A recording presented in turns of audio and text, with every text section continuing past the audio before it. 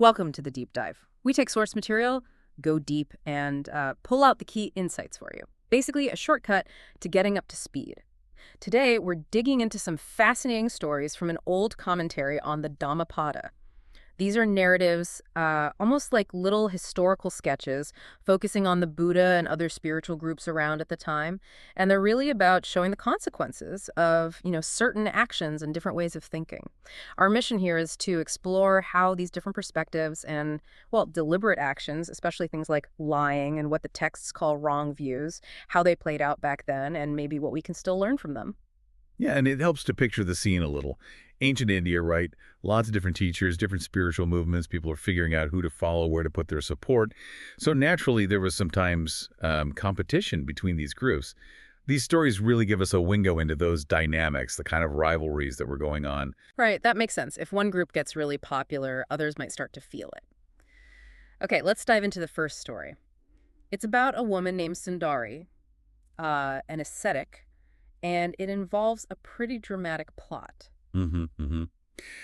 The source kicks it off by explaining that the Buddha and his community were gaining huge support, just immense popularity. It actually says their support was like a great flood, really overwhelming. And that success, it had consequences for others. The text mentions these other ascetics, basically rival groups, saw their own support, their gain and honor, just plummeting. Yeah, it uses this really vivid image they felt, powerless like fireflies at sunrise, just completely eclipsed. So what did they do? Well, these rivals met up. The text is pretty blunt, says they plotted specifically to discredit the Buddha Gautama and basically make his support vanish. And their plan was quite something. They decided Sundari was the key. She's described as beautiful and accomplished. Exactly. The idea was to use her to raise infamy, stir up scandal against the Buddha, and get everyone, the great mass of people, to believe the story, the lie. And Sundari, she went along with it. She agreed. So the plan was, in the evening, after people heard the Buddha teach, she'd walk towards Jetavana, the place he stayed, carrying offerings people gave her. And when people asked, "Where are you going?" she'd say, "To Samant Gautama. I live with him in the same perfumed hut." That was the line. But she wasn't actually staying there. No, not at all. Yeah. She'd spend the night at an ashram belonging to the plotters, the other ascetics. Okay. Then in the morning, she'd walk from the direction of Jetavana back towards the city. And if people asked where she'd been, She'd double down on the lie. uh, "Oh, I stayed in the same perfumed hut with Samanta Gautama, having pleased him with the pleasure of defilements," basically claiming they'd had an affair. wow. So she kept this up for a while. For a few days, yeah, just long enough to plant the idea firmly in people's minds. And then things escalated. Dramatically. The other ascetics then hired some thugs, gave them money, kapans, the text calls them, old coins, and their instructions were grim. Kill Sundari, dump her body in the refuse heap near the Buddha's own hut in Jetavana, and get out. And the thugs? They did it. The source says they followed the instructions precisely. So the next step for the plotters. Yeah, they started making a big public noise, claiming Sundari was missing, went to the king, hinting that, she'd been seen around Jetavana a lot lately. Very. The king gave them permission to search. So they went to Jetavana, followers in tow, searched around, and found the body right where they'd hidden it. Of course. They put her body on a frame, carried it into the city, and started accusing the Buddha's followers loudly, shouting things like, "The disciples of Samanta Gautama killed Sundari these past few days to conceal the evil deed done by their teacher and hid her in the refuse heap." Oh, man. And the public bought it. Well, the king ordered the body paraded through the city. The ascetics went street to street yelling, "See the deed of the Samanas, the sons of the Sakyans," pointing fingers at the Buddhist monks. And yeah, the source says most people in the city, Savatthi, believed it, except for the noble disciples, those who were maybe more discerning. So people started harassing the monks. Yeah, abusing them inside the city, outside, even out in the forests. It was bad. How did the monks handle that? What did the Buddha advise? They reported it all to the Buddha, naturally feeling pretty distressed. But the Buddha didn't tell them to argue back or deny it point by point to the crowds. Instead, he gave them a specific verse to recite when people abused them. A verse. What did it say? It's quite profound, actually. It goes, "The one who speaks falsely goes to hell, and also the one who, having done something, says, 'I do not do it.'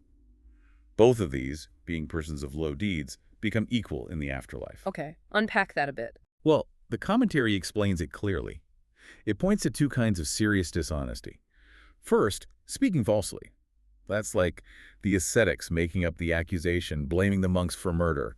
Second, the one who, having done something, says, I do not do it.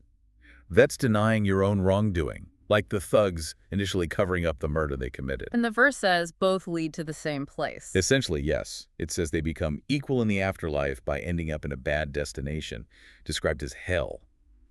The severity might differ based on the harm, but the text sees both profound lies as leading downward. It's a strong statement on karmic consequence. So the monks are reciting this verse, but the lie is still out there. How did the truth actually come out? Right. Well, the king apparently wasn't totally convinced and wanted to know who really killed her. He had officers investigating. And the hired thugs, they took the money they were paid. And started drinking. Exactly. Started drinking, got into a quarrel. Classic mistake.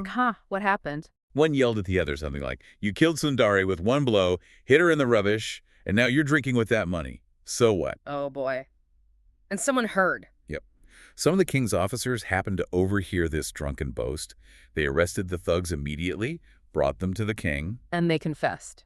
They did. Admitted they killed her, and crucially said the other ascetics were the ones who hired them.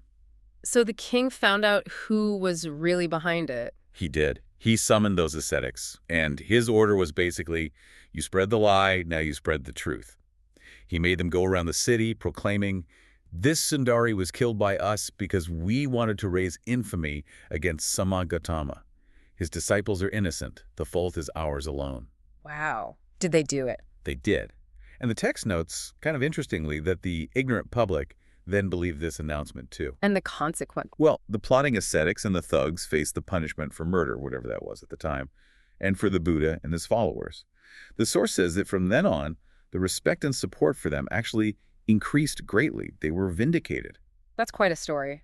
It really lays out how jealousy and lies can cause so much trouble. Absolutely. It shows the destructive power of deliberate falsehood aimed at harming someone's reputation.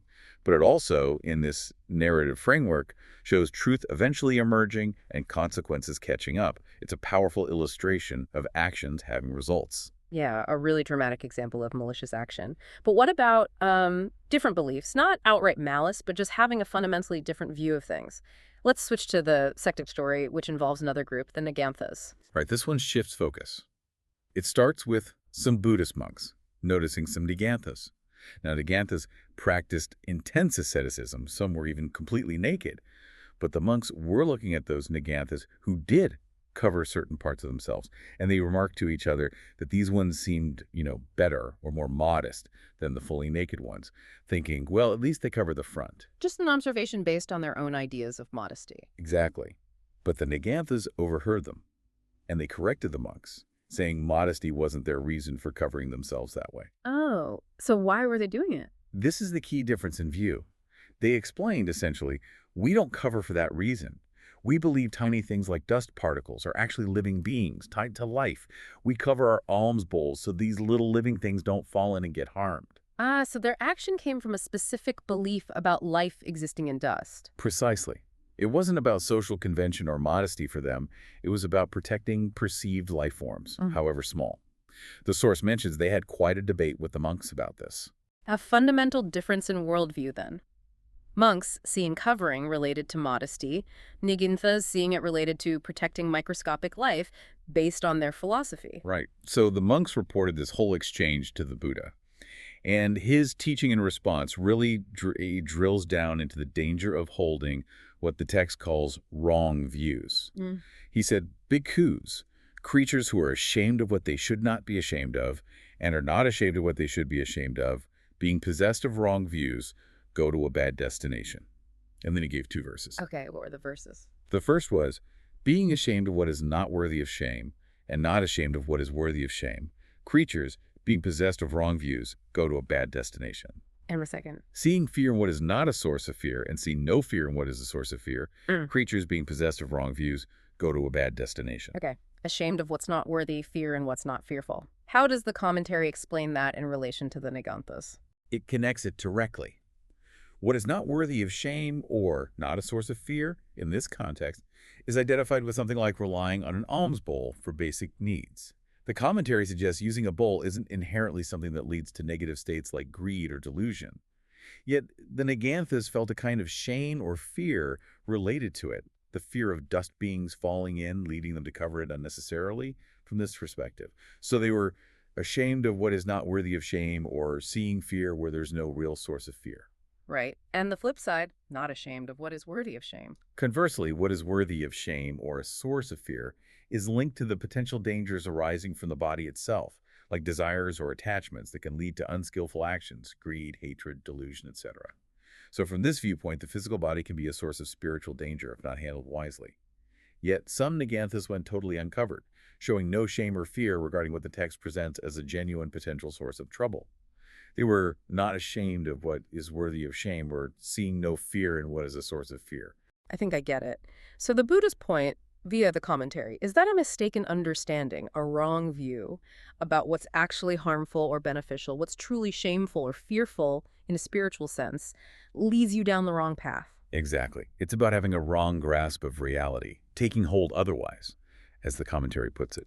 This misapprehension about what truly matters drives actions that lead, according to these texts, to bad destinations. And what was the outcome of this teaching in the story? The source says it had a significant impact.